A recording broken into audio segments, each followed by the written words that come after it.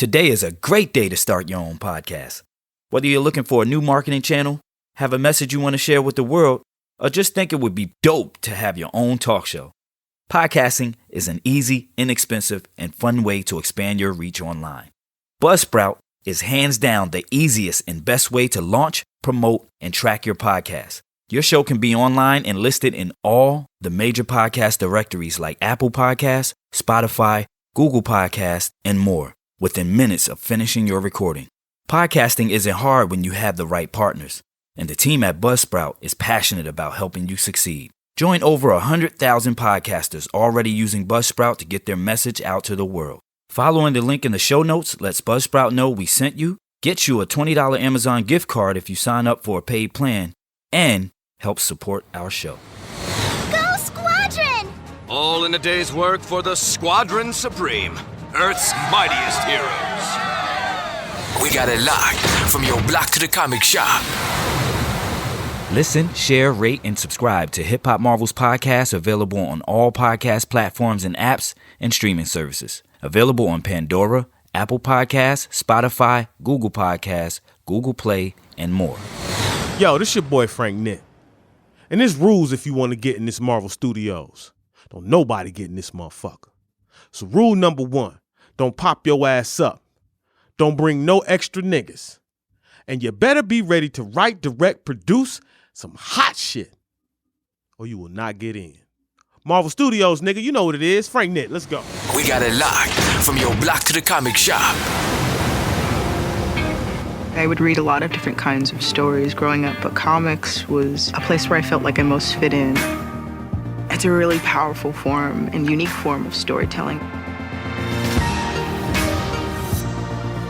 My name is Afua Richardson, and I am a comic book artist. I'm a part of the props department, and I draw the hand-drawn comic books for Dee and for Hippolyta during her travel comic. It's kind of fun thinking about being a little girl and my mom traveling into dangerous places and then coming back with information.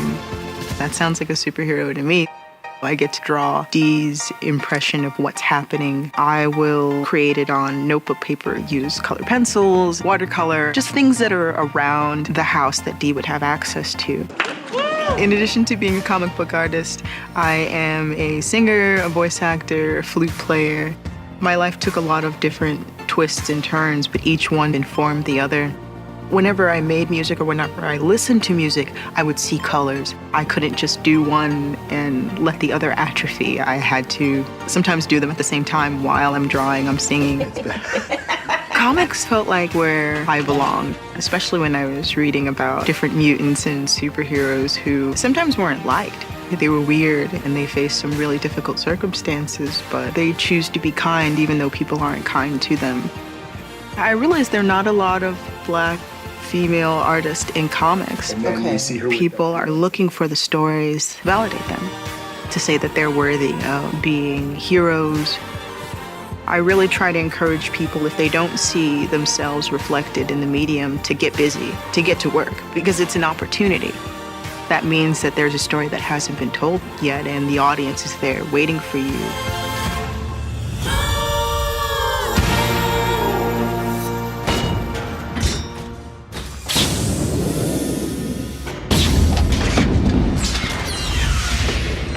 Fine. I'll do it myself. Dig this and dig it deep.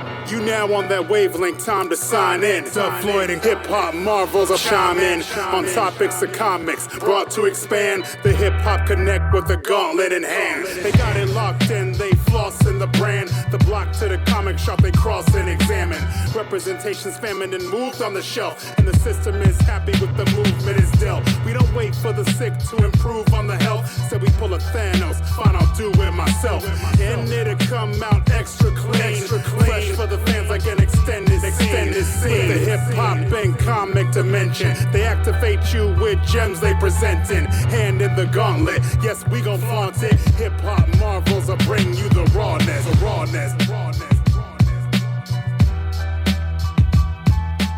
It's your boy DJ Dub Floyd in the place to be, and in the place to be is DJ Dub Floyd, aka War Machine, the Last Time Cheeto. and this is the Hip Hop Marvels Podcast, episode 19. And I'm here with an amazing woman,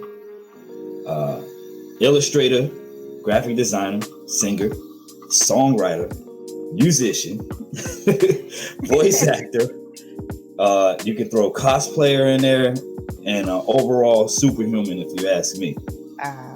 But before I introduce her, I have to give a shout out to my team who can be here. Shout out Rick, Cash, Claudius, and Kinsey. They were dealing with some issues, so they couldn't be here. So I'm gonna hold it down for the squad. Remember to listen, share, rate, and subscribe. We're on Pandora, Apple Podcasts, Spotify, Google Podcasts, Amazon Music, TuneIn, iHeartRadio, Castbox, Stitcher, and more. If you have a question or comment or suggestion, email us at hiphopmarvels@gmail.com and follow us on all of our social media, Twitter and IG at Hip Hop Marvels, and Facebook. That's Hip Hop Marvels, all one word. And subscribe to our Hip Hop Marvels YouTube channel and Twitch channel. So, the lovely lady I was talking about wears many hats, and they call her the Jane of all trades. I call her Dr. Fu, as her Instagram handle insists. But, ladies and gentlemen, I'm talking about the wonderful Afua Richardson. How you doing? Hey, Dad. Thanks for having me, man. Yeah, no problem. So, usually when I have my crew with me, we talk about an array of hip hop topics and Marvel topics. But since they're not here with me today, this episode is all about you. So, oh man, no pressure. Yeah. So, what we're gonna do is, what I want to know is, every superhero has an origin story. I want to know yours. I know you have a background in music as well as art. I guess what I want to know is what came before, because I mean, you're so talented in both. I will find it hard to, have to choose which one, you came up with first. So, just explain that, your origin story and which one came first, and which one are you more close to now? Let's see. I grew up in New York City, and I guess since I could speak before I could write, singing came first. Oh, okay. Yeah, like most, yeah. But I remember doing the two things synonymously. I was terrible then, of course. I was young, right? But I loved doing them. I didn't start playing the flute until I was 9 years old. But oh wow! By then, I had already started collecting comics and drawing my own. So, official training, music came first, and art was always the companion. I always carried around a sketchbook. I was always making stories, and I read way too many superhero comics and a lot of sci-fi.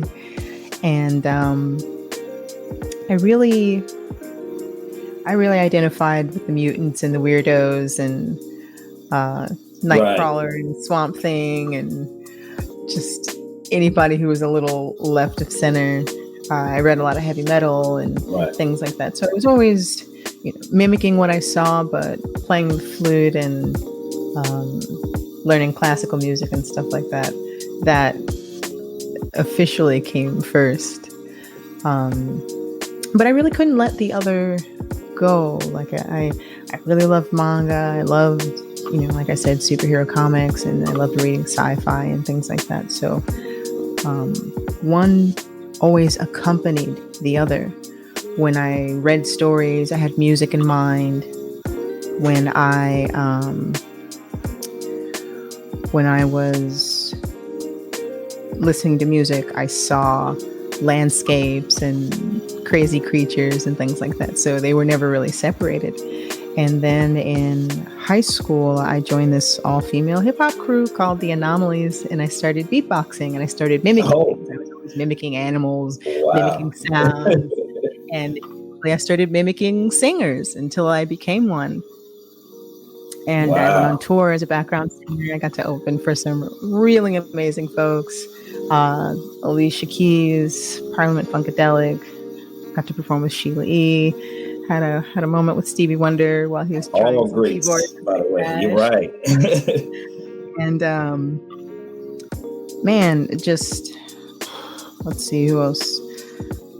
And just kind of being in the underground hip hop scene. Oh man, there was this hip hop battle at the old Tramps on 23rd Street in New York, and KRS-One was hosting, and my homegirl Pre the Honey Dark won.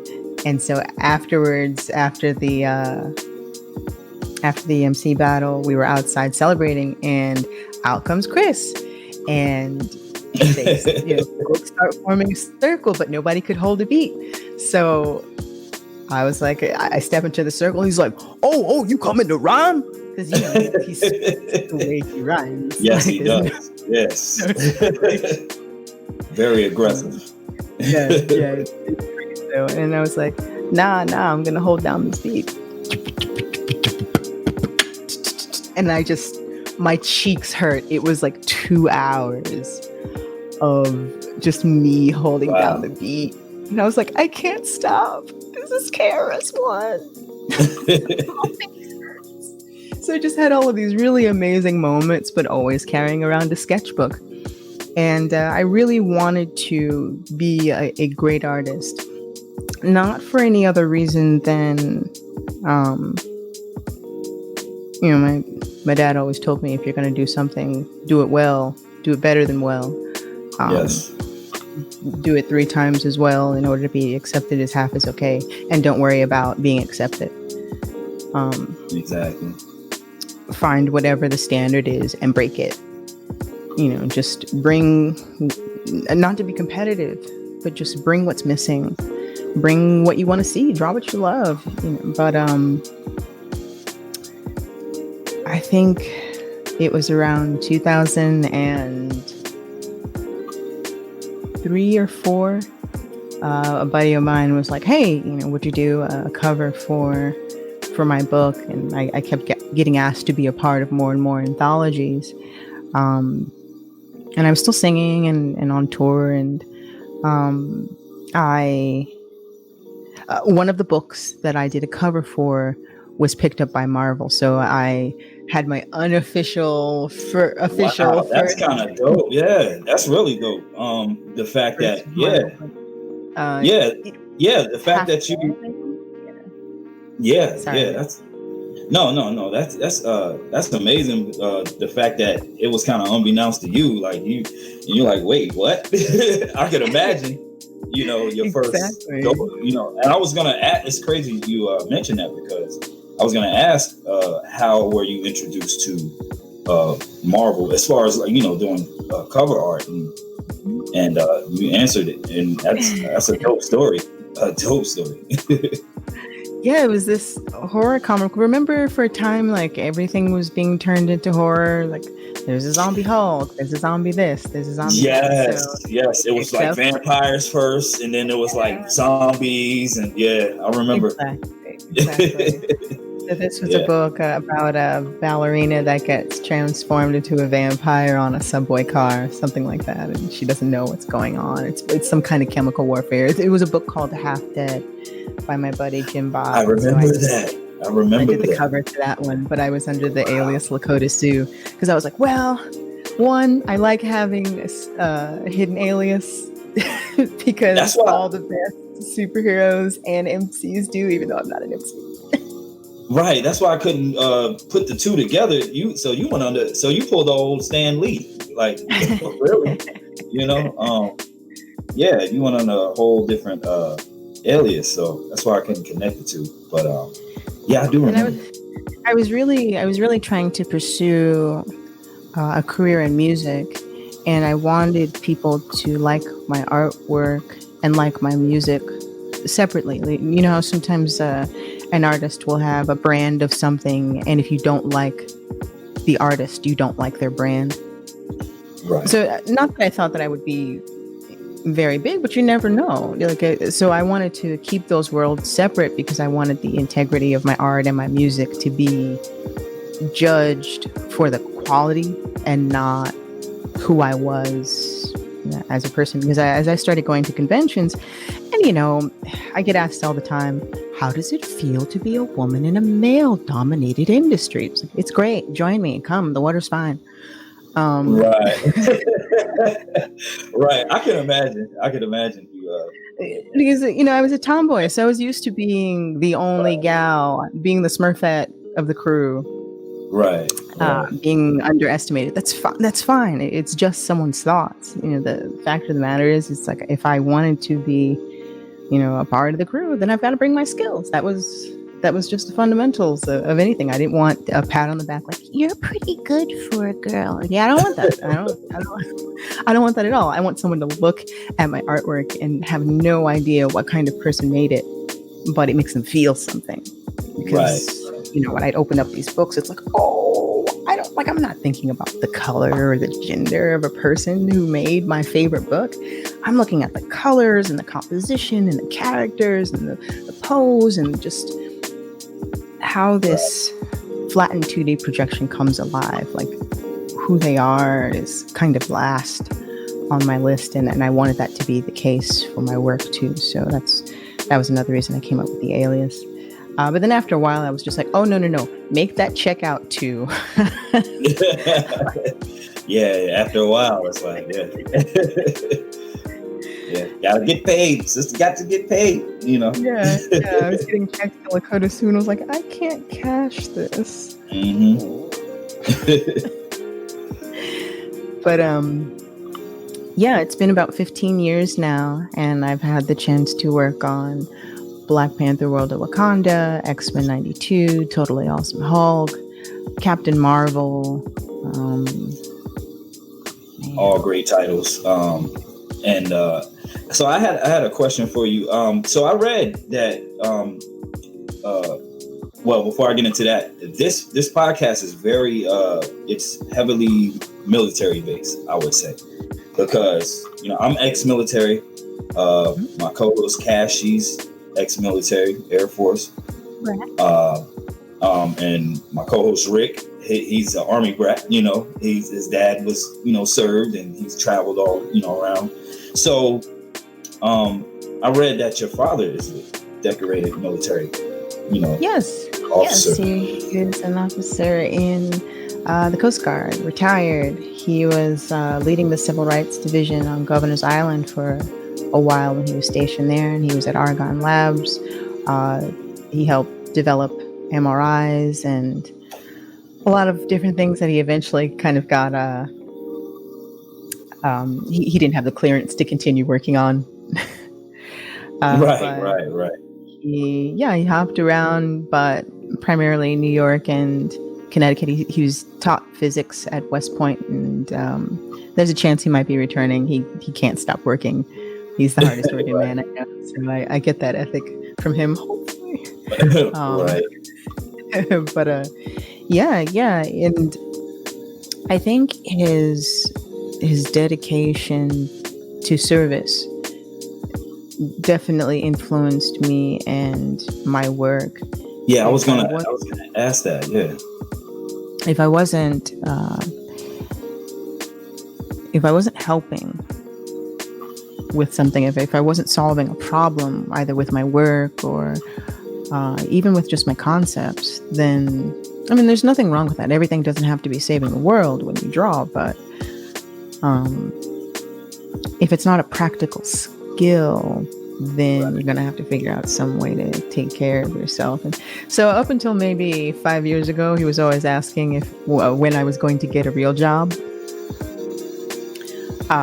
because he's a decorated officer who grew up in Mobile and Tuscaloosa, Alabama. Those opportunities were not there for him, and joining the military not only enabled him to continue his work in physics, but gave him stability. Right. And so he didn't want me to suffer or struggle, and he wanted me to have that stability as well. So there are a lot of artists sometimes who will tell me that their parents don't quite understand their artistic ambitions, and they worry for them. And I tell them, well, you know, my dad was a sculptor and an oil painter as well as a physicist. And he understood that the two don't have to be separate. Like, you can be a person with a practical skill as well as an artist. And as a matter of fact, innovation usually comes in when you are, because you're approaching it differently. Right. But he wanted me to seriously do art, but not do art seriously.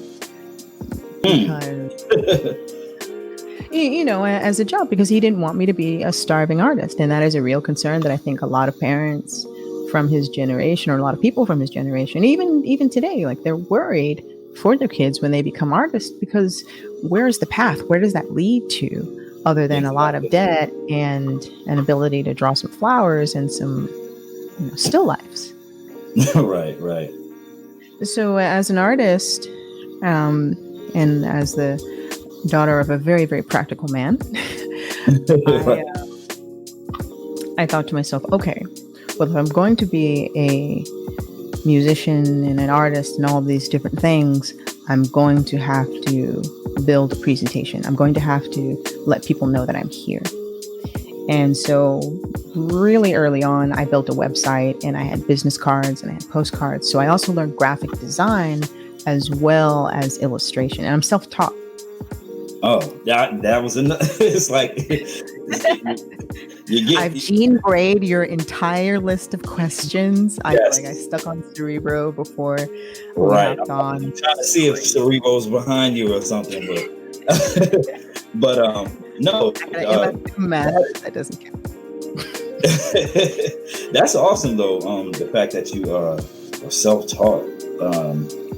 I think that's genius. It was a lot of trial and error, a lot of tears. Oh, I would imagine. I was gonna say, like, were you subjected to like different locations growing up, like due to your father being in the military? And if so, has it played a part in your art, your artistry? Traveling to different places, getting different influences and different, Thankfully, we didn't move around too much, because he was stationed at Governor's Island and then Andrews Air Force Base in Maryland. Those were primarily the two locations where we were. So we didn't have to move around too much, thankfully, and I was able to stay put, because that's a gift and a curse. A lot of, it's a gift and a curse for a lot of folks. Absolutely. When I was a teenager, though, unfortunately, I wasn't. I was homeless. My mother was a person with a mental illness, and she was very, very violent and had a lot of very dangerous mood swings, and it made it very difficult for us to be at home. And I'm sure there are a lot of people who deal with things like that and talk about it, or mental illness can't be seen. Right. So it's hard to identify. Depression's hard to identify. Psychopathy is hard to identify. They're just mean. They're just ungrateful, or sometimes it's just not dealt with, or you don't know how to deal with, a clinical psychopath or narcissist, or someone who is gaslighting you. And so my dad had to leave, and I was left with my mother and my half brother and sister, and she just didn't feel like working. She just thought she just didn't care. Just bills, rent, that can only last for so long. And so I come home one day, I must have been about 13 or 14, and I see somebody, they've got my Excalibur comic or they have the same one that I've got. And I was like, oh, that's cool. I was reading that. Wait, is that Spawn number 1 in their hands too? Oh, that's so cool. They're a comic fan. I had no idea. And then I see somebody walking by and they have the same sweatshirt. And I'm like, wow, that's a lot of coincidences for one. Right. Around the corner, and there's all our stuff on the street. And my mother was nowhere to be found. And I don't think I found her for maybe 2 years or so.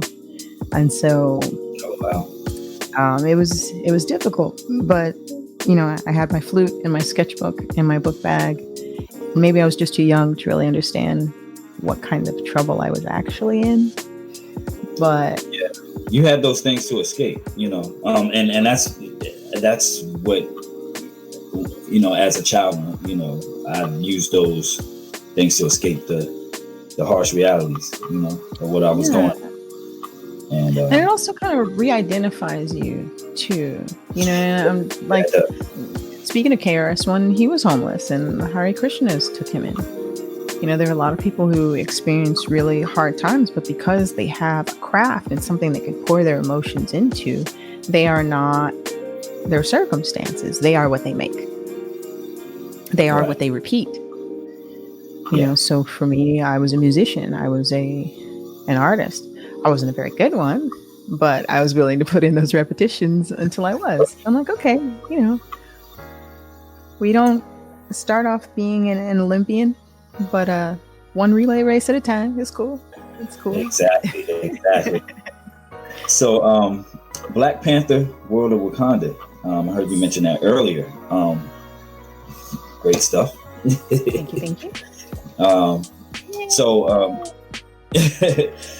It was such a pivotal series, you know, coming off of Black Panther, A Nation Under Our Feet, done by Ta-Nehisi Coates. And I guess what I wanted to know is, how did you get involved with the likes of Roxanne Gay for this series, Yana Harvey, being like the first Black woman to write for Marvel, which was a feat in itself, was great. Yeah. And then the whole book was just done by, you know, Black woman, and it was just great. Like, so, how'd you get involved with that? And, you know, what was the process like, you know, as far as creating these covers? And then, because I believe you did some art inside for like the first issue. Okay. So how was that process? It was pretty neat because I was actually doing a variant cover for Brian Stelfreeze and Ta-Nehisi's book. And after I turned it in, because first I was super excited. You know, like, Brian Stelfreeze is one of the people who, when I was, you know, a band nerd clutching my sketchbook, like, I don't really know if I want to share my artwork with anybody. Right.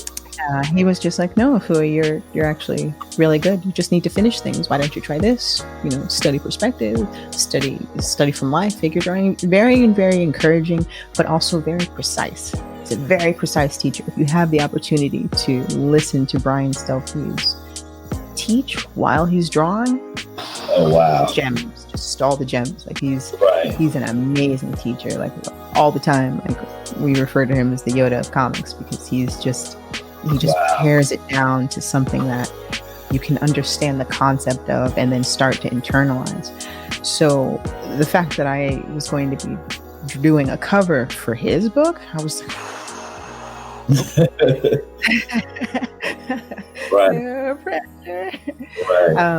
so it was very, very important to me. And so I asked Marvel, I was like, hey, do you mind if I put in some actual African symbolism into this? They were like, yeah, do whatever you want. And I was like, cool, because I hadn't seen the Adinkra symbols placed anywhere in the Wakandan universe. And basically, if you know, for those who don't know, the Adinkra symbols are symbolic philosophies that originate from Ghana, from the Akan, you know, in West Africa, and they were originally created by Kofi. Like, my name Afua is from Ghana, and even though I'm American, I have ancestry in Ghana, and it's for a girl born on Friday. So it's kind of like being a Taurus or a Capricorn. So I'm a Friday. And there are all these personality attributes for that. But if I were a boy, I would be Kofi. So King Kofi, who was king of a particular region in Ghana, made something called a king's chair, a king's seat. And, you know, he was a king. He thought, okay, well, this nation has their king seat. And so I think I should have one too. But he didn't know that it was very sacred to them. It was on the site of where a meteor fell. Very, very, you know, very, very Wakandan. Right. But it caused a war. It was such a trespass that it caused a war. And as a means of surrender and a way to save his people from, you know, needless bloodshed over a chair, he decided to surrender his life to, since he felt responsible, he decided to surrender his life. And so as a farewell and sort of a final testament, he created this cloak and had these symbols embroidered into them with his philosophies and the meanings. And so Adinkra means goodbye. And so originally it was used for transitional periods, births, deaths, weddings, very dramatic changes. So for him, it was almost an epitaph, like just his final word put in the symbol. And so I have one on my wrist called in Kim Kim, or the twisting, maneuverability. Whatever comes, you deal with it, which I felt, you know, that's powerful. Yeah, that's very powerful. Very relevant to my life. So I decided to look through. So first, for the first issue of World of Wakanda, behind the Black Panther, it's a little hard to see, but there's a square, a circle, and an arrow. And that symbol is an Adinkra symbol that means Nea ope se obedehene. He who wants to be king must first learn to serve, which I thought was very appropriate for what the Black Panther has to do in order for him to be a true king to his people. He has to understand things, as is, you know, the case for any ruler. And Zen, who is an inhuman who can sort of draw out the raw emotion from a person and amplify it. I put the symbol Tambo Bemfre, which means the enemy will stew in his own juice. And during Mirage, I was like, this is super precise. Right. And right up above, very close to Roxanne Gay's name at the very top, there are these little flower symbols, and those translate into freedom comes with a cost, which is something. And that all just ushes with the whole, you know, with the premise of the world of Wakanda. Exactly. And so I finished this cover. I was like, send. And I waited and I waited. And they were like, we received it. Thank you. And then I didn't hear anything. And I was like, do they not like it? Are they not going to use it? And a couple of months go by and I started to get worried. I'm like, they're just not going to tell me when they're going to use this. I don't even know if they like this. Okay, I'm just going to move on and not worry about it. And so a couple of months later, I get a message from talent management, and they're just like, hey, Afua, we've made a decision. We're not going to use your cover as a variant for Ta-Nehisi and Brian Stelfreeze's book. And I was like, oh. They're like, instead, we're going to use it for the actual cover of this awesome team. What a roller coaster of emotions. Right. We would like you to do all 5 official covers for this team that we're putting together. We've got Roxanne Gay, we've got Harvey, we've got Aletha Martinez. And Aletha, she was the first brown woman I saw sitting behind a table. And like, that was her job, like drawing comics. She was inking Iron Man, and she was doing backgrounds for Joe Quesada at the time, and that was her full-time job. She's from Honduras, you know, and so she's Latinx, and I'm like, But it was my first time going to a big convention too.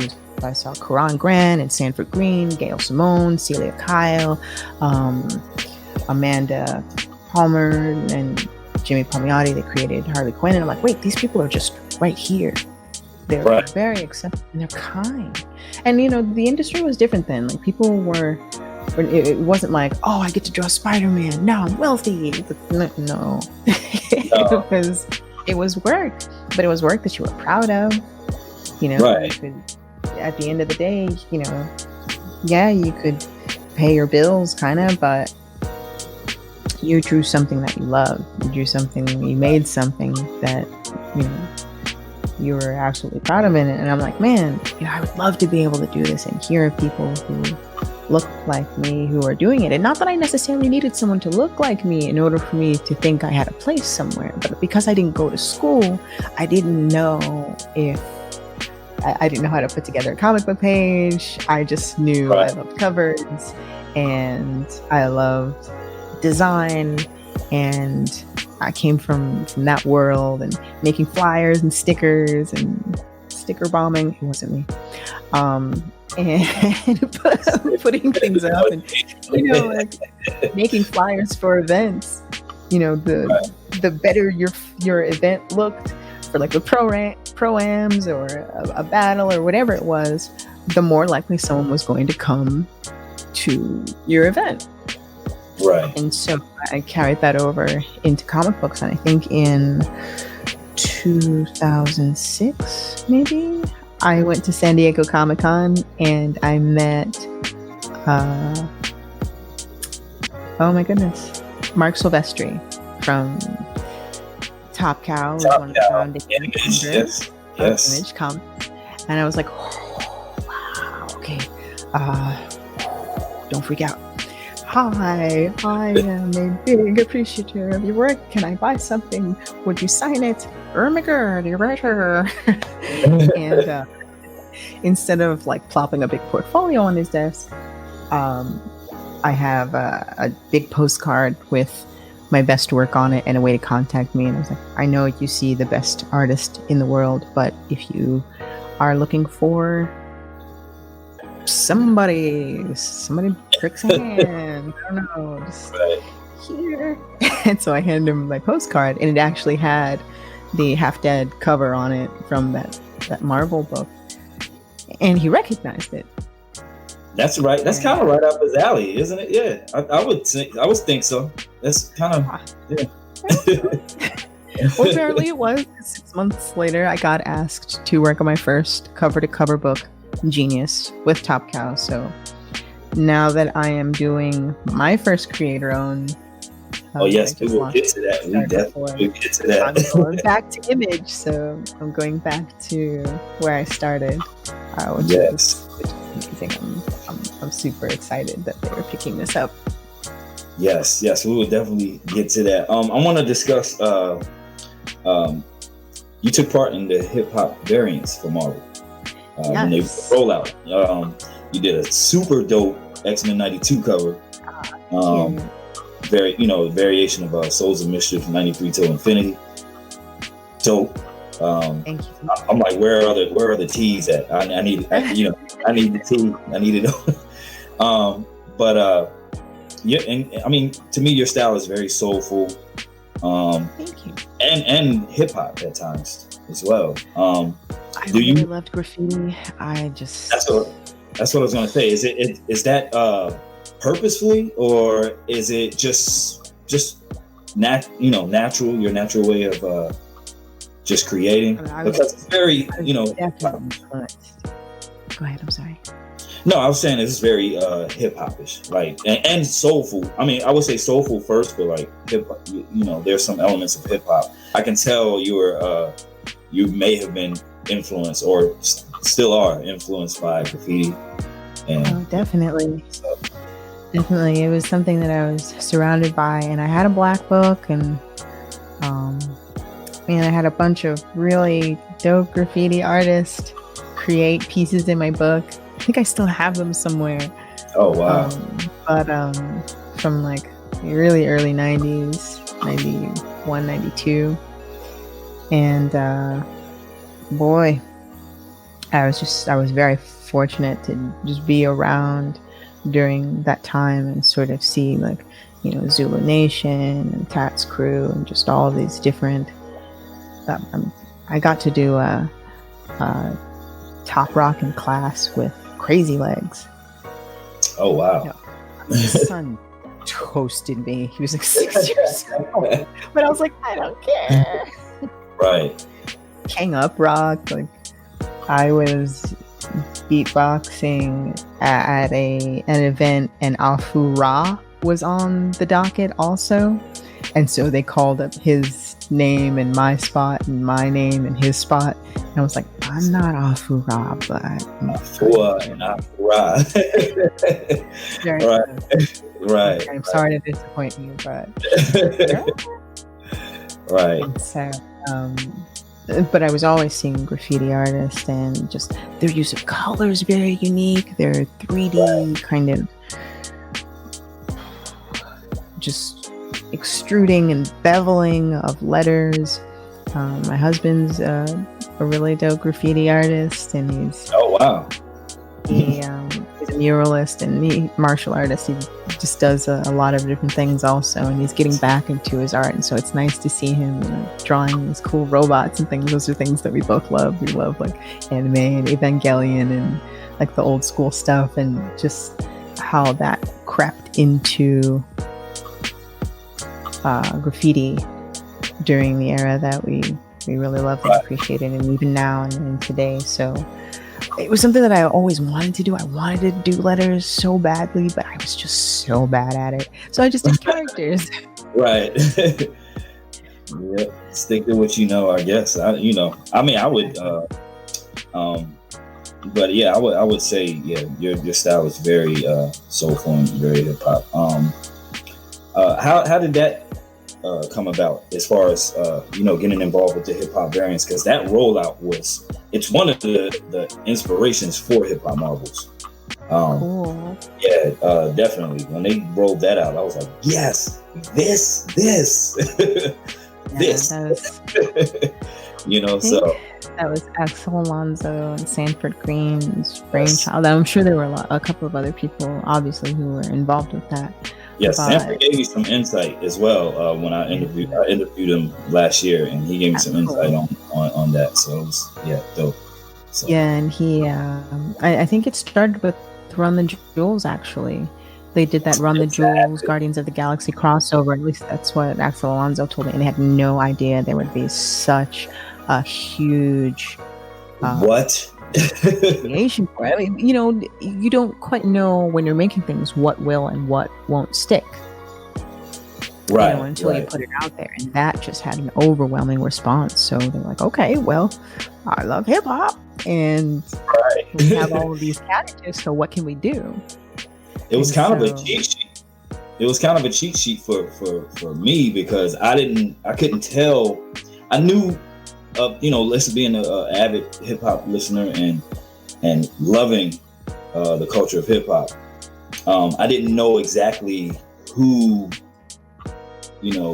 was into Marvel, and as far as being in the hip hop world. So it was kind of a cheat sheet, because when these covers rolled out and the actual MCs actually they kind of gave their feedback. It's like, yes, I love Marvel. And I'm like, gotcha.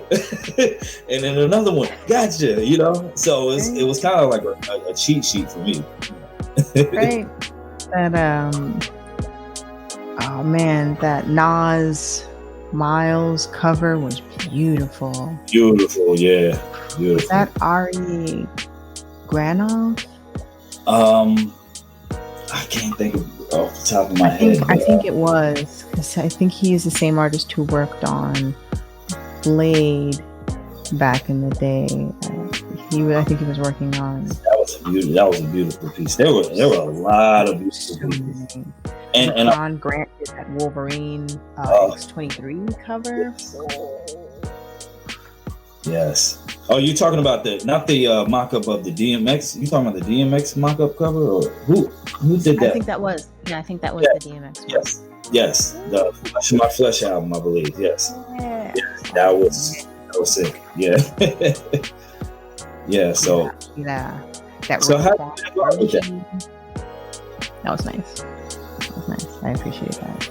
And that miseducation of Lauryn Hill or Kamala Khan, that was nice. They had a nice Missy Elliott one too. I'm trying to remember off the top of my head. The Super Duper Fly. Now I gotta look it up.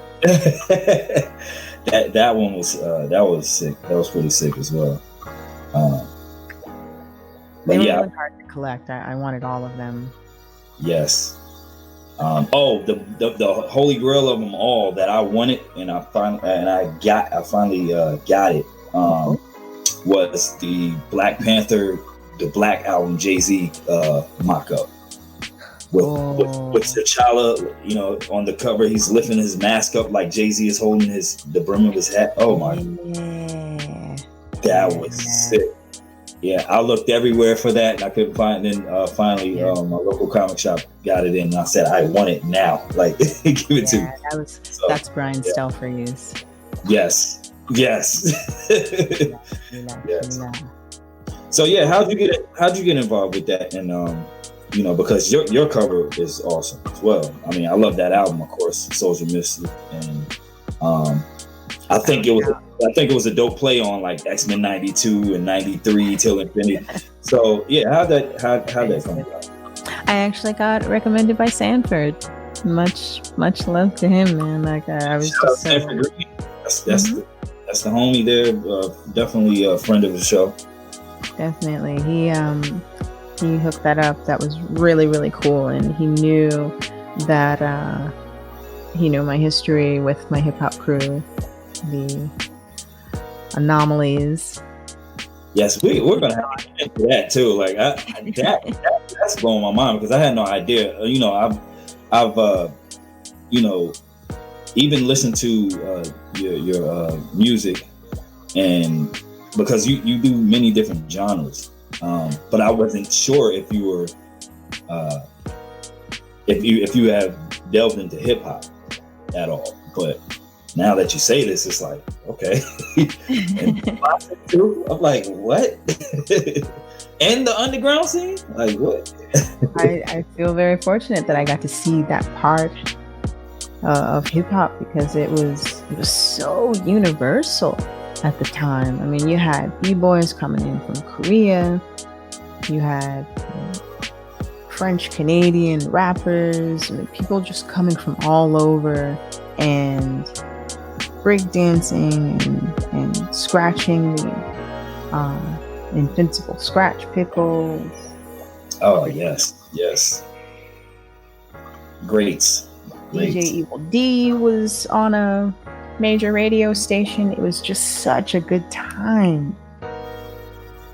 And at first, growing up in Harlem and then in Brooklyn, at first I didn't like hip hop because I associated it with the folks who broke into my dad's car.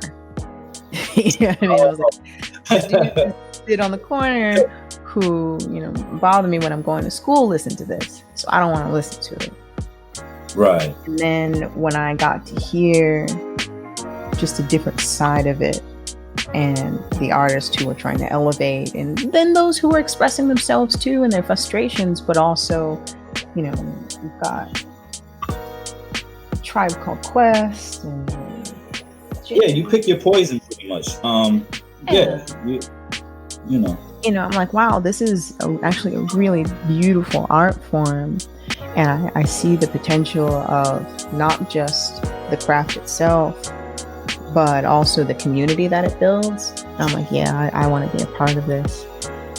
Yes, but because I could read sheet music, I was thrown into a lot of different kinds of groups. Being support. Like I didn't particularly care about being a star or being in the front leading the show or anything like that. I just wanted to make music. I was a flute player. I could sing, but I play the flute. I'm accompanying someone. I'm not Right. Here. So and even sitting inside an ensemble, being on stage and hearing the music around you being made, it's completely different than being in the audience. And sometimes I wish that the audience could be positioned in the middle of the musicians and monitors and things set up around them so they can hear what it is that I'm hearing, especially with an orchestra. When you've got like the horns behind you blaring, and then like due to the violins in another corner, it's this weird surround. It is a different ear, I would say. Right? And so I enjoyed that position in art. Right. And I from rock bands to Daddy-O and Stetsasonic and their stuff, and then I got asked to be a part of R&B groups, and then I started doing voice acting. And when people hear voice acting, they think automatically cartoons and things like that, and they don't think of commercials where you have to sound like someone else to fit a genre. Yeah, I'm selling aspirin or whatever, but I've got to sound like you got to sell it. It's Fergie. I've got to sound like Natalie Imbruglia or something. I've got to sound like not myself. I've got to sound like a West Indian man. I've got to sound like all of these different things in order to be considered for the part. And so that voice acting and beatboxing and impersonations really came in handy when it came to being a session vocalist, and also doing reference vocals. So when producers are pitching songs to existing artists, they have a singer come in and do what are called reference vocals. So since I'm an alto, I would get TLC or Lauryn Hill or Sade, which are great people to be compared to, but I would get asked to sing songs for them so they can consider singing it for themselves. So I did reference vocals for a producer who was sending some stuff to Alicia Keys, so she would consider it, hearing someone who was in her range. Now her range is like way. She's actually much more polished and an incredible piano player and performer. She's very warm, just as a person, but also a vocalist. Very warm. Very warm.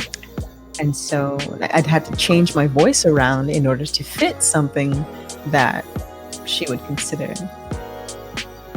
And so that was something that I did quite a bit until I found my own voice. But by then I'd done so many genres, I'm like, well, I don't want to pick one. I'm going to do all of them. Yeah, that's what I was going to ask next. Like, is there any particular one that you, they don't call you the Jane of all trades for nothing. Like, you just like, I like this, I like that, I like that. I'm going to do it all. I don't care. I do like it because it's a part of me. It's like, yeah, I listen to Stevie Wonder, but I also listen to Scott Weiland. It's so like, why not? Right. Yeah. Like, if I can make it, why not? Why section myself off because this is black music or this is what black people listen to only? I mean, that's not true. Look at Jimi Hendrix. Look at Sam Cooke. Look at all of these artists. Prince. Do you think Prince is going to fit in any box besides the one that he wears a costume? He's in his own box, and and was proud of it.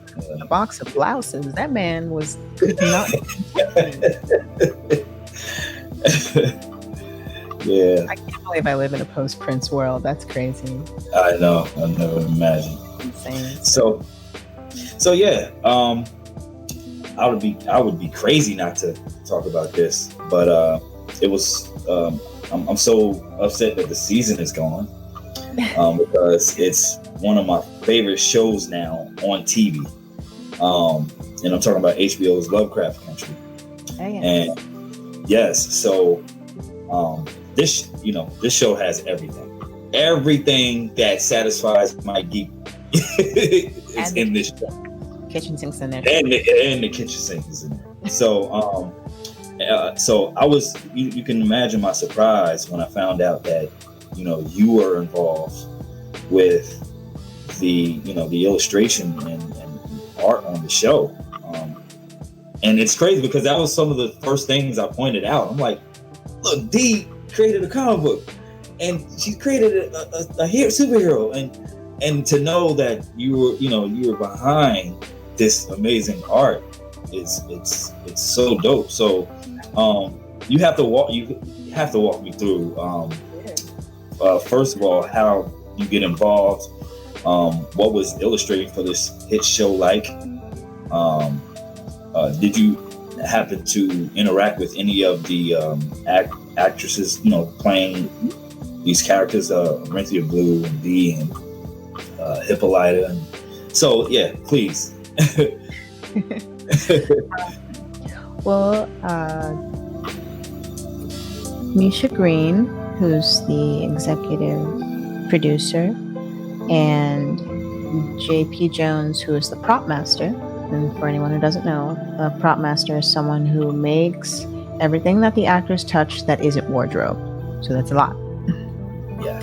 And so I worked directly under JP and then interacted with Misha Green primarily with those two. And they were searching for a Black woman who could draw for Diana Freeman, aka Dee, on Lovecraft. Interesting. And so they said it was actually pretty difficult to find. I guess there are not a lot of Black women who draw comic book comics. There are a lot of Black women who are artists. So I just want to specify that there are a lot of, definitely, yeah. They draw a lot of anime, they draw a lot of fine art, they do a lot of paintings. Sometimes it's very African art, but some of it's very cartoony, very like American cartoony, but there are not a lot of Black women specifically who draw comic book style comics, like American comic style comics. There's anime, there are all of these different, American anime variations, but not, I guess not specifically what I do, even though I'm influenced by anime. So right. They were looking for what it is that I did specifically, and I can maybe name a couple on my fingers. And then right. Thankfully, I was on a short list, and I was also recommended by two other people who are in the film industry who I know personally, and many thanks to them. Yes, that was an extra good push. Yes. Thank you, Tanya. Thank you. And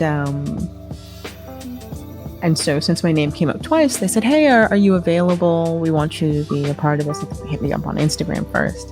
And I was like, well, what? I started putting some of my commissions up because even though I draw digitally primarily, I started off doing watercolor. And I was actually told by someone that watercolor, you can't do comics in watercolor. So I wanted to apply the things that I did traditionally digitally, and I think that might have something to do with why my style looks a little different than everyone else's. I also do my finals in Adobe Illustrator, so it completely changes the final look of my work because it's vector, and a vector line art is something that you can zoom in forever and you're not going to see pixels. I can see why they would say that, but they're wrong. I can see one of those old school guys who right. I can see why, but yeah, they're totally wrong. And then you got people like David Mack and Alex Ross who are just like watercolor masters. So right. There that goes. But so once I was recommended, it was just full speed ahead from about June of last year until December. It was very, very high speed. I only got pieces of the script, so I got no spoilers. Only what I needed to know. It was very sectioned off. And we first started doing the atlas drawings. So George Freeman, or Uncle George, has an atlas or a map, and he is composing this green book, this Safe Negro travel guide based on the Green Book, which is an actual book for Black motorists, Definitely. knowing where they could go in the United States from the late 40s to early 50s as Black middle class population started to grow and they no longer wanted to ride the bus. They needed to know where they could go. And so a lot of historical references were used in Lovecraft Country, and that was one of them. And so George had this map, and Dee, who was very imaginative, played by Jada Harris, she would listen to what he was saying about a particular area and read over his notes. And as he was describing a place that was safe, she would draw a castle or a friendly inn or an elf or someone who was a friendly barkeep. And if they were not so friendly or dangerous, or just the whole area was monstrous, she would draw a dragon or a dark knight or a ghost clansman or something. So she would reimagine the people who she heard about as monsters, just as she reimagined her parents as superheroes. So in the first episode, you see Panther Man sitting around. She has imagined her father as a superhero going into the deep, dark, unknown jungles and then bringing back information to save his people. And then knowing that her mother wants to go out and explore with her husband, but she's also fascinated with the stars, she made her mother a space explorer. So I helped design Arithia's hair. And they were sort of like a back and forth with the concept designer and getting the costume, and then adding my finishing touches to it and deciding between a big blue afro or like a little curly bob or whatever it was, and actually giving her blue hair. I was like, let's give her blue hair, why not? And they hit for it. It was great.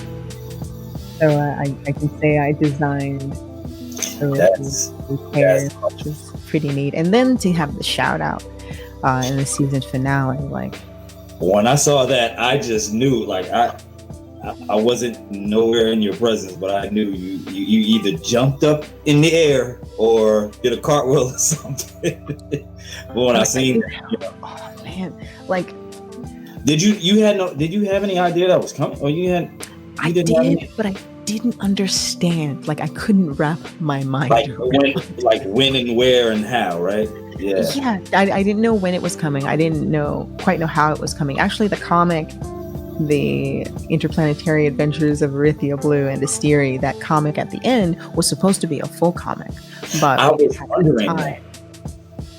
I was supposed to be a character in the comic.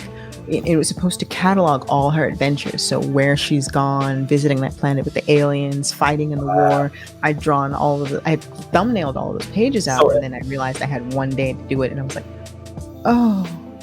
So everything we missed in the show, like that time period where, like, I mean, because we've seen some of her adventures, so it's supposed to come out with that. We need that. Come on, like, we need that. One of those was supposed to be, she's Flash, and she's in an elevator, and the elevator opens, and she's in this cool Ghost in the Shell looking loft, and there I am in a chair handing her a Wacom pen, saying, "You ready? You ready to be the author of your own fate?" And so, when JP and Misha decided to write me into the script, JP told me about it, and I was like, "Huh? What?" Like, no, you're gonna be in the book. And I was like, "What are you talking about?" Yes. What? They're just like, they're gonna mention you, and I'm like, I don't. Huh? Why? Yeah. Because I had no scene, I had no context, and so I was like, they're gonna cut that out. So many scenes get cut. I don't know. This isn't real. And then a year later, they send me the clip of it, and the tears just start falling. I was like, what? I was standing in this room, like looking at my screen, like, ah! I just started running around in a circle. The ultimate shot. Yeah. that doesn't happen. That never happens. I mean, it happened, but that never happens. So many times you'll work on something and people will never know until you blare it out on the internet, like, yes, I did this. Right. Like, really? And then half the time, like, no one ever knows. But the fact that they decided to have me involved with this, and then I had the opportunity to teach Jada Harris directly. We had a couple of hours where we would, I would show her how I would draw Topsy and Bopsy. I did the comics for her, the hand-drawn comics, the atlas drawings, and all the charcoal sketches when she couldn't speak about Topsy and Bopsy and she needed to tell someone what happened. I did those as well. Oh my goodness. And I had to use the materials of the day, so I could only use tools that existed in 1953. So China markers and standard pencils, colored pencils and things like that. And I would give her some of my tools, like, here you go. This is what I just draw with on the regular. Thankfully, it's something that existed in, 1953. So here you go. And then, the studio got her a whole box of them. So, wow. So it was cool, man. JP, he created the orrery, that golden, gyroscope looking thing. He created the notebooks that Dee was drawing on. He hand clamped those, and there was just so much care and consideration for this production. And it was my first time on a major film set. I'd been on videos and live productions and things like that. Never on a film scale of this size. This had a Game of Thrones budget. Yeah, I can tell. Like, it's great. It's a great show. Yeah. Give me all the stuff. I would see a couple of the actors. I didn't interact with them too much outside of Jada Harris, but I would see them coming and going from the studio, and these sets that they built. They had 6 and 7 replicas of the cars. They had, these giant 6-story buildings that they built the sets in. The observatory was built. I mean, you could just walk into that thing and it's right there, an indoor set. Like, you think that was some place that they found. No, they built that thing, concrete and all, metal beams, steel girders, apartment. They built the Freemans and what's Michael's character's name? Starts with the M. Montrose. Yeah. They built Montrose's apartment, and so there it is. It's just this, not floating, but it's a set that's elevated off the ground to make it feel like it's on a second floor. And I'm like, this is intense. Yeah, that's crazy. So it was just fantastic to see. And sometimes, if I had to do changes that needed approval because they were filming that scene in 30 minutes, I would be on set while they're filming. So in the very beginning, when Dee is drawing in the living room and Atticus comes through the window and she screams, right, I'm sitting there while they do those takes in the dark. Like, we have to be quiet on set. So I'm sitting like huddled in the corner. That bar that Tit goes to in the beginning when he's looking for his father. Yeah. That was also built, and that was also on the same set. So I'm sitting in the bar. With a work light over my sketchbook, trying to draw and cut and glue and paste on notebook paper, trying to make the right typography for the hand-drawn comics. And like, is this good? No? Okay, I'll try again. Wow. I mean, it was exciting and, a little bad for my neck, but it was very exciting. Right, I can imagine. That show. I often wonder because I just read that they've been approved for like a season 2. Like, so. Wonderful. Right. You heard anything or? Okay. And if they did, I would have to be under a non-disclosure. But No, So far I haven't heard anything yet. But with COVID and everything, there's probably going to be a little bit of a delay because it takes that took about more than a year to produce all of those seasons, and then that was just filming, the production, the editing, the special effects, all of those things in post. That was a year and a half, 2 years of production. And even the behind the scenes crafting Lovecraft Country, they had me be a part of that also. And we were making things up to the week of it being filmed. So it was just nonstop, like, oh, we gotta change this. Oh, Jonathan Majors doesn't like his face. I'm like, okay, gotta change it. And that's just, you can't really take it personally as an artist. If someone looks at a representation of them and they have a problem with it, you just gotta change it. I usually don't know what it is, but that's fine. It's up to you to say, okay, I have to reevaluate my work and see, all right, I gotta step back from it, flip it around, and be detached and say, what can I do to improve this? Definitely. And just do the job. Definitely. Even if you have no sleep. Which I can imagine your sleep was yeah. But they really took care of me. They really made me feel welcomed and comfortable, and they considered me, and they included me, and I felt like my life was better for working on that show. Like, when you work on things sometimes and you just feel drained, like, whew, that was a lot of work. Really glad that's over. It was such a great learning experience. Right. And I learned so much, and just being trusted with that level of work. Right. The time. It's the best. Yeah, it is the best feeling, because it's like, okay, they've exhausted me. I did a lot of work, but at the same time, it was a learning curve. So that's the reward. Yeah, that's the reward. So yeah, no, I get it. And after the show was completed, even when post-production came around, or promotional work, or say they did an editorial with Vanity Fair, Condé Nast and Vanity Fair called me up and they said, HBO says they already have an artist. And I was like, what? They're like, yeah, this is the first time it's ever happened. A client of this size says, we want to work with this person.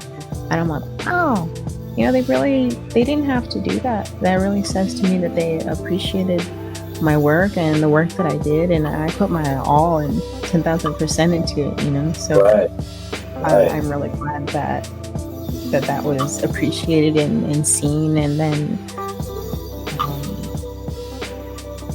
allowed to participate in post. Yes. It's just a really awesome work. That's all I have to say. It's awesome work. Awesome show. And before we get out of here, I just want to congratulate you on your Kickstarter. Thank you. Funded, yes, because I mean, who doesn't? If you're trying to put your art and your life out there for people to see, who doesn't want the people to back you and understand where you're coming from? So that was a prime example. So we're gonna get into your new creator-owned project, Aquarius, the Book of Mer. So I don't know too much about mermaids, but I'm definitely willing to learn. I know there's a whole mythos behind mermaids, and just from what I've read on the Kickstarter page, it's very interesting. And then on top of that, you're combining it with music, which just blew me away. And to add to some more hip hop, you have my man Daryl DMC McDaniel. So yes, there's a lot to unpack. There's a lot to unpack here. So I guess you can walk me through it, because I don't know. I mean, you can walk me through the whole thing because it's on Image, right? Image Comics. Yeah, Image Comics. And this will be an ongoing series. Oh, yeah. So, and this is your first ongoing series. My first creator. First creator. Yes. So this is a big deal all the way around. Oh, yeah. Innovative, creative. So yeah, just give it to me. I need to know everything. So. Well, when I started this concept about a book, a collected work of mermaid myths and legends from all over the world, I think I started with Japan. Okay. And I think the question that I asked myself was, because I was one of those kids who would go down to Chinatown in New York and play video games, but then I'd also go into these Japanese shops and they'd have video games and they'd have toys, but then there were goldfish and koi. And I would kind of turn my head sideways and think, why carp? These are giant fish, by the way. They're not like tiny little things. Why are these fish important to this culture? They're paintings and statues. What's with the carp? What's with the koi fish? I don't understand. And I started looking, and I found this amazing legend about the koi and the Golden Gate from China. And apparently, Confucius had given the emperor the gift of a koi, and he brought him this story as well about a school of koi that were swimming in a stream, and overhead flies a dragon, and they are just enamored with this beast, and they thought, oh my gosh, we've never seen anything like this before. And the dragon looks down and says, I used to be a koi fish. And they thought, how did you become a dragon? And the dragon says to them, well, I had to hop the Golden Gate, and once I did, I was transformed into what you see today. And so all the koi are like, oh yeah, we're definitely doing this. I totally want to be a dragon. And they all start swimming towards the Golden Gate, which is at the top of a waterfall in the Yellow River. And by the time they actually reach it, there's only one fish remaining. And so he starts to hop and trying to swim up a waterfall to this pagoda that's at the top called the Golden Gate. And it's very difficult if you've ever tried to hop up a waterfall. Not exactly the easiest thing, even for a person with arms and legs. And so all of the deities and gods and demons are perplexed at what this strange carp is doing, and so they come down and start enjoying the show. And of course, the demons want to play their jokes, and so they make the waterfall 100 feet taller, and they make the rocks more jagged so it cuts into the poor little carp's flesh. And then one deity takes pity on the carp because he's been hopping up and down this thing for 100 years and he still hasn't transformed. And so she strikes him down and he dies. And as soon as he touches the water, he flies up the waterfall and hops over the Golden Gate. And so I realized, in reading further, that it was a story about perseverance, and that if you want to transform, you have to sort of die to your past. You have to not discard who you are at your core, but leave the things behind you that don't serve you anymore. And in this koi's case, it was his former life, and that if he wanted to transform into the person that he wanted, he had to leave behind his previous form. And so for me, I as an artist and a person who just gone through so many things that I carried with me, I thought, wow, this feels strangely relevant.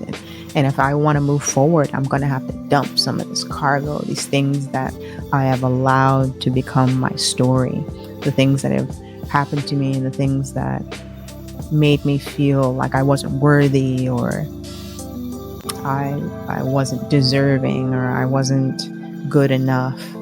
That doesn't mean I shouldn't push and I shouldn't improve, but I let the circumstances that weighed me down continue to anchor me. And I had to let that stay in the water and start the journey to becoming the dragon that hops the Golden Gate. And in Chinese culture, when you do something very difficult or you pass an entrance exam, they say you've hopped the Golden Gate. Oh, that makes sense. A lot of sense. So I thought, whoa, I just wanted to know why they collected fish. I had no idea it was this serious. So you got deep, and all I asked was, read it. And I was like, what else is there? And what's with the mermaids? Are there any African mermaids? Are there any Native American mermaids? Are they South American mermaids? And there were. And they're all associated with these different natural phenomenon. There's Ningyo in Japan. There's a Sabawa-Inu in Nova Scotia. There's Nahuas, how the Navajo received, marijuana and tobacco from shape-shifting beaver people. I mean, a lot of these stories are fantastic and crazy and really beautiful and unusual. And I thought, I've never heard of any of this stuff, and that doesn't mean that it hasn't been told. I just personally never heard of it, but I think it's just as fascinating, if not more so, than The Little Mermaid. Like, there's even a journal entry by the barbarian Columbus, in his travels and exploits in the Caribbean, where him and his generals are saying, oh yeah, we saw these mermaids, and more than likely he saw a manatee, which just kind of looked like a thick girl, and right, had some, hefty Italian women that could have been confused for a manatee. You never know. The manatee had some curves. And so he writes in his journal, though, because he would write every week back to the royals in Spain about each of his travels and the people that he encountered. So he spoke about these mermaids, saying, they're not really as beautiful as previously advertised. And even more recently in Zimbabwe, in 2012, there was construction halted on a dam because the workers claimed that they were attacked by an Injuzu. What? Yeah. And this other woman who was a school teacher said she got knocked off the street because an Injuzu sent a water tornado and knocked out her 2 front teeth, and that's why she was late for work. I was just like, that sounds a little fishy. But you're reaching a little bit with that one, yeah. Stretch, but there are a lot of people who say that they've seen these things, and there was actually construction stopped because they saw something down in a well. So I'm taking stories like those, and then different dreams and different stories that have occurred with my parents, my grandparents, my great-grandparents, and the stories that I've heard of theirs, and I'm braiding it in with these different myths and legends from the area that they are from. Okay. And so I'm combining all of my favorite things, from sci-fi to mysteries and monsters and just weird stories and music into this comic. And I feel like this is my magnum opus. I was like, what? I turned 40 this year. And with everything that's going on, anything can happen at any moment. I might as well make the things that I have been meaning to make. Because 1, what am I waiting on? And 2, if I have been trusted to make Lovecraft country, what am I waiting on? Why am I not investing in myself and having this legacy? Yes. Yeah, it's like, what's the it's time, it's like, you're right. I'm like, okay, right. Yes, that is what I'm going to do. And so I've really enjoyed working on all of these characters, from Wonder Woman to the world of Wakanda. It's been amazing and an honor, but I feel like I haven't said who I am in my art yet. And this is going to be the opportunity for me to just take what's on my heart and in my mind and all the things that I've made over the years and have them all in one place, so people can maybe get a window into my mind, and not just through the lens of mainstream characters. Yeah, it's time to take all of those trades. Yeah, exactly. Put them into one. All right. Bring on the trading cards. Got it. Right. Well, I enjoyed you, and taking the time out to, rock with us this evening. Anything that you want to promote, put out there before we get out of here? Oh, for sure. The Kickstarter is live for Aquarius, the Book of Mer. You can visit Afua Richardson, that's AFUA, Richardson.com for more details. You can follow me on Twitter under Afua Richardson and on Instagram as Dr. Fu. On Facebook, I have a group for aspiring and professional artists called Dr. Fu's Lab. That's DOCTA''S''FOO.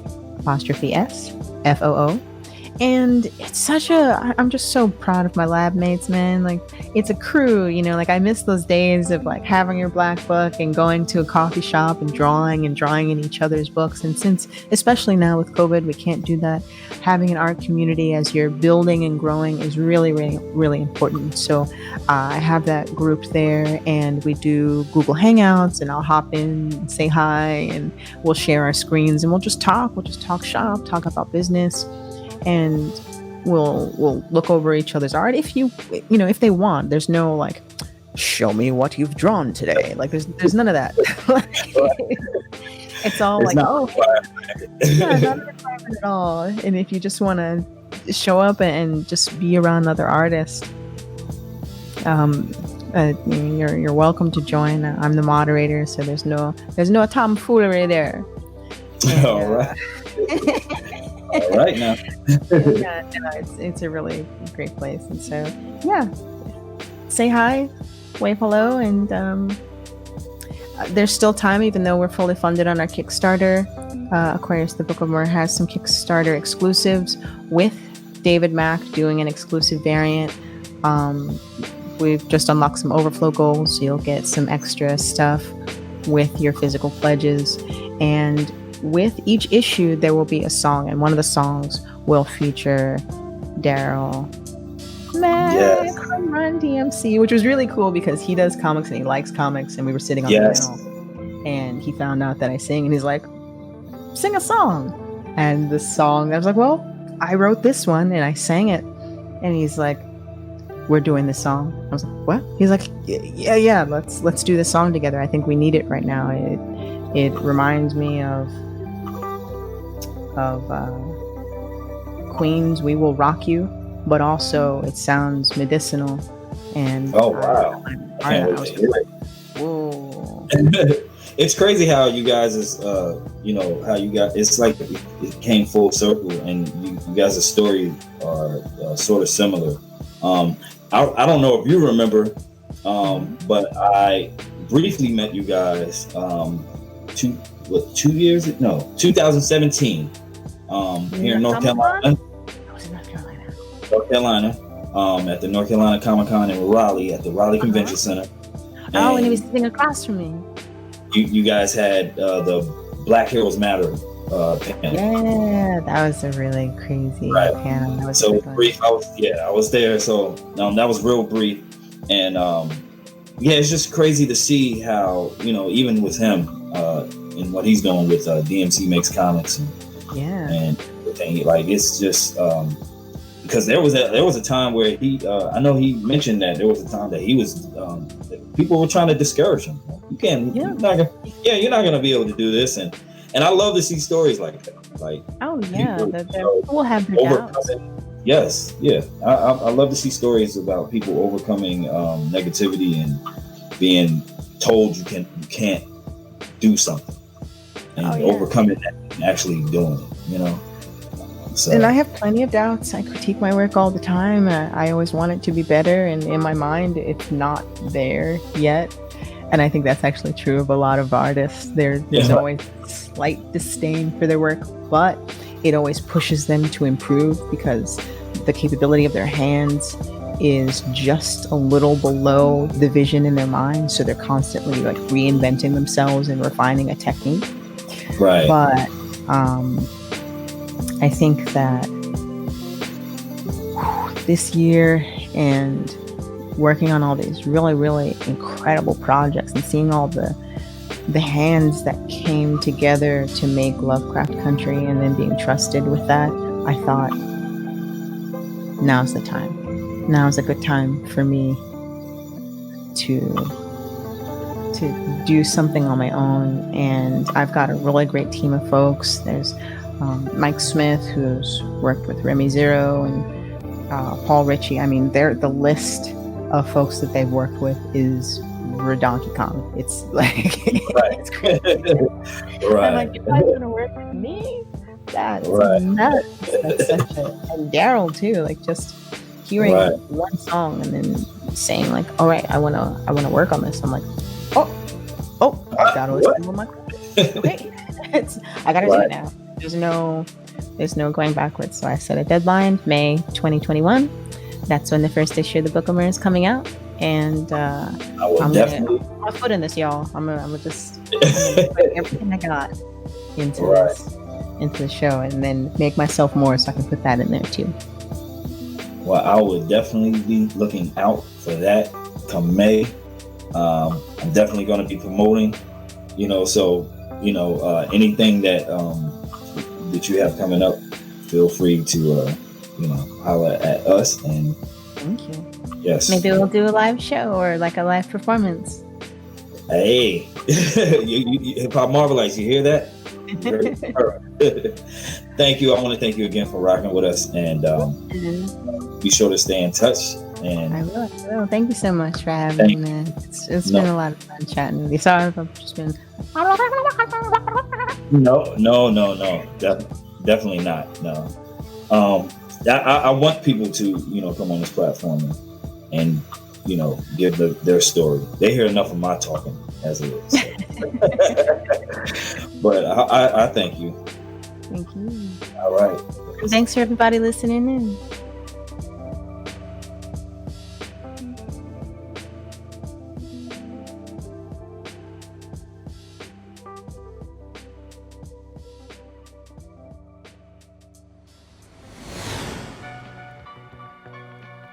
Dig this and dig it deep.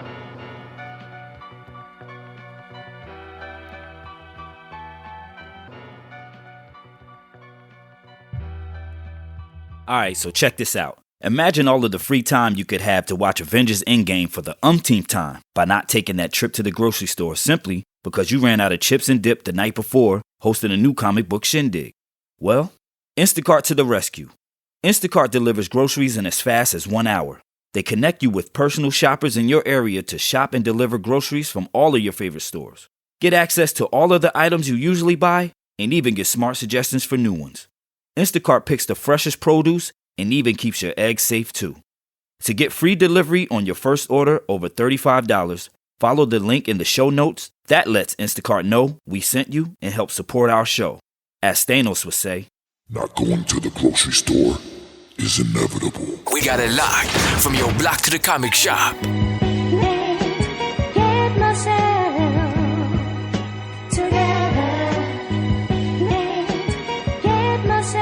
Yo, Wakanda King eating collard greens, actor, Coliseum. Yeah, my dollars bring happiness. Fruits of my labor, use it to raise the children as I move through this matrix. Agent Smith, my suit is tailored. Gotta shoot to kill in my coupe de ville. Keep it cool and chill. Go hard, tooth and nail. Seize the moment, like to see a Lotus parked in my driveway. Keep my focus, feed the homeless, let the song play. I'm Pompeii, hot, wavy as pomade, burning raw sage. Evil spirits, I came a long way. Look, staying open-minded. We from a hopeless climate. I'm dope with no consignment, a king like I wrote The Shining. I like to pray this evening. We lead the slaves to freedom. They used to cage and beat them. Reparations make us even. This ain't the life we chose, so act like you know. Daily the dice are roll. We live by a righteous code. Set the table masterfully. The last elite rapper after me, there shall be none. Grab a plate and have a seat. Order. Make these cowards beg for mercy. Now you're dead. I just killed the game. Everybody bow your head. All good things come to an end.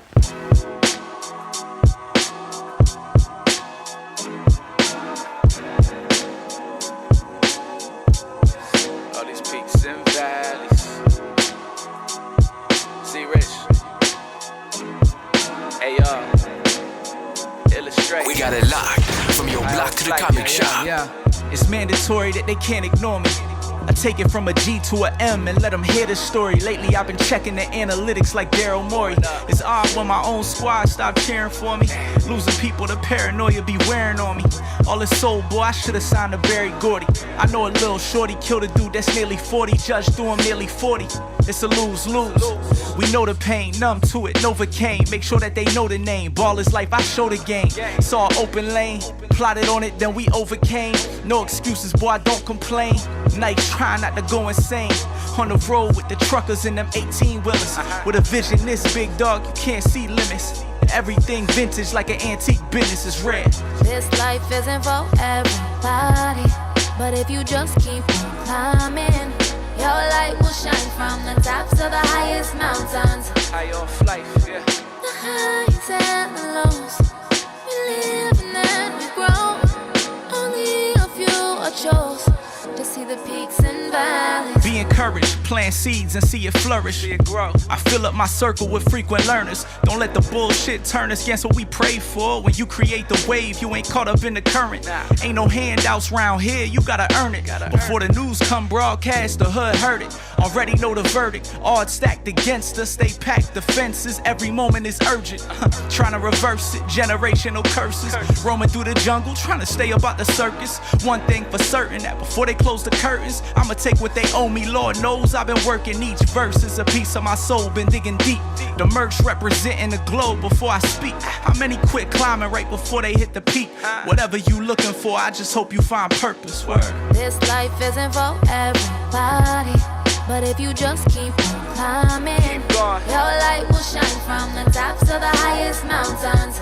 We was built for this. The highs and the lows, we live and then we grow. Only a few are chose to see the peaks and valleys. This life isn't for everybody, but if you just keep on climbing, your light will shine from the tops of the highest mountains. It's all part of the process. The highs and the lows, we live and then we grow. Only a few are chose to see the peaks and valleys. Only the strong survive. Life rap, life rap.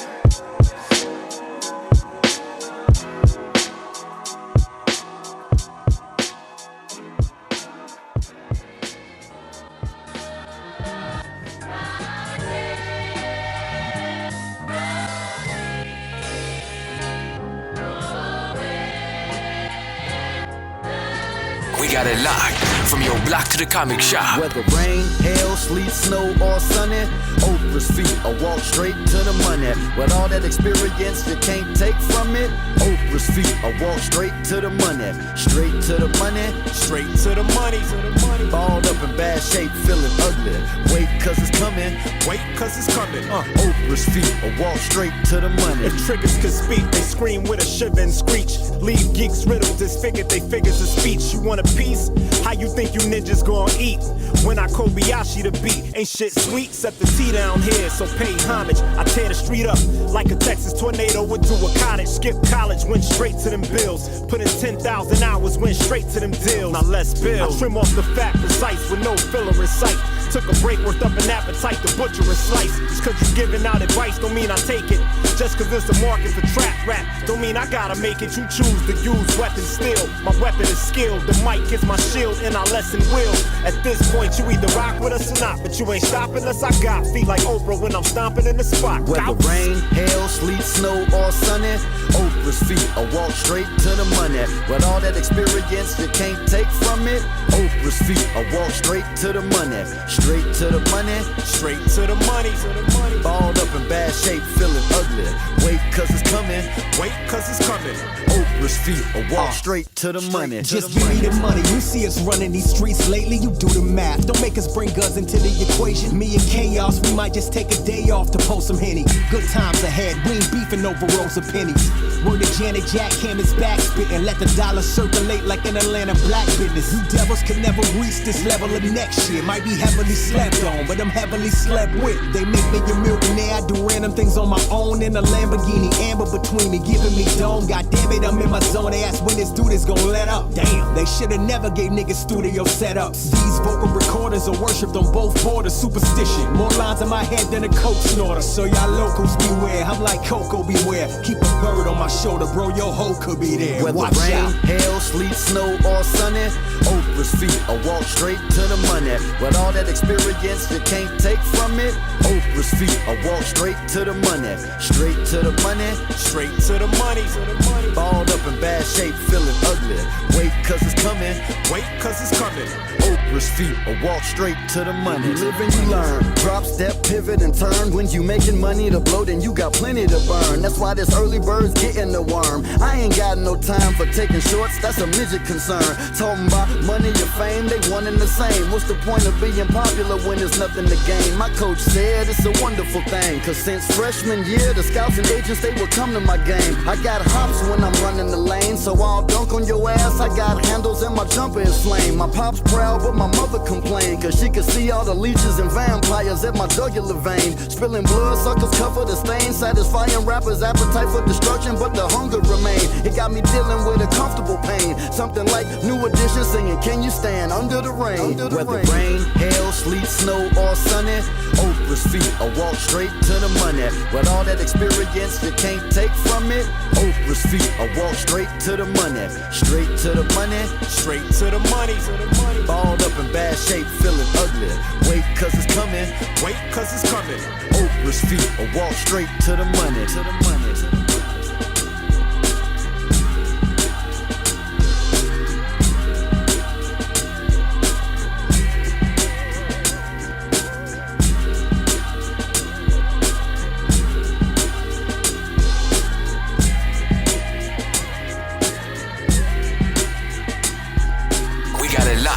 From your block to the comic shop.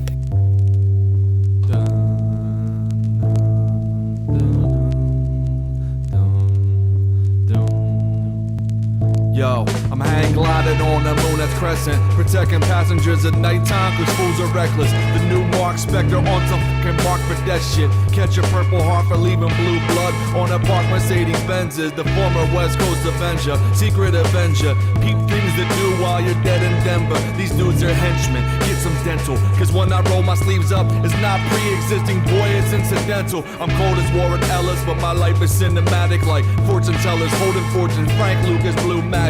What can I say? My face is cold black but off-white. Still shut shit down like Kawhi on an off night. Midnight sun, but sun don't even touch 'em. Trust it, you better run, son. Midnight sun, but sun don't even touch 'em.